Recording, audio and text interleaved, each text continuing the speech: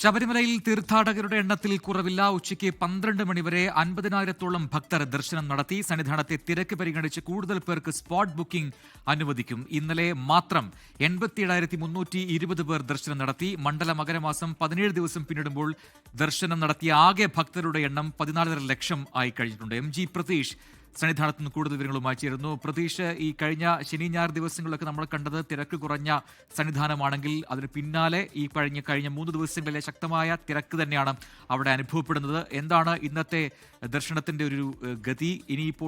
ഇനിയും നിരവധി ആളുകൾ അവിടെ ക്യൂവിലാണോ?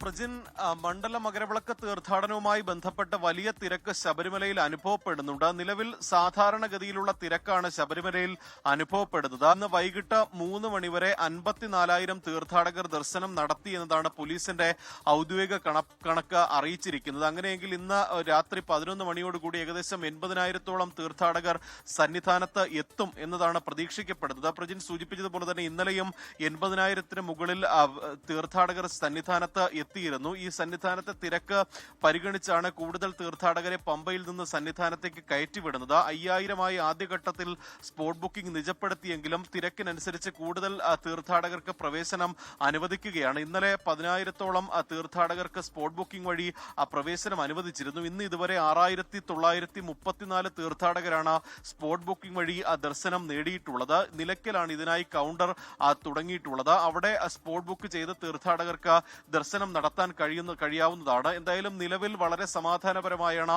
മണ്ഡല മകരവിളക്ക് തീർത്ഥാടനം മുന്നോട്ട് പോകുന്നത്. കൃത്യമായി തിരക്ക് പോലീസ് നിയന്ത്രിക്കുന്നുണ്ട്. നിയന്ത്രണ വിധേയമായി തന്നെ ഈ തിരക്ക് മുന്നോട്ട് പോകുന്നുണ്ട്. വലിയ നടപ്പന്തലിൽ തീർത്ഥാടകരുടെ നിരയുണ്ട്. പക്ഷേ ഈ ഒരുപാട് സമയം കാത്തു നിൽക്കേണ്ട ഒരു സാഹചര്യമില്ല. വളരെ പെട്ടെന്ന് തന്നെ തീർത്ഥാടകർക്ക് 18-ാം പടി കയറി ദർശനം നടത്താൻ കഴിയുന്ന ഒരു ക്രമീകരണമാണ് നിലവിൽ ശബരിമലയിലുള്ളത്. അത്തരത്തിൽ കുറ്റമറ്റ രീതിയിൽ മറ്റ് പരാതികളൊന്നും തന്നെ ഇല്ലാതെയാണ് നിലവിൽ മണ്ഡല മകരവിളക്ക് തീർത്ഥാടനം മുന്നോട്ട് പോകുന്നത്.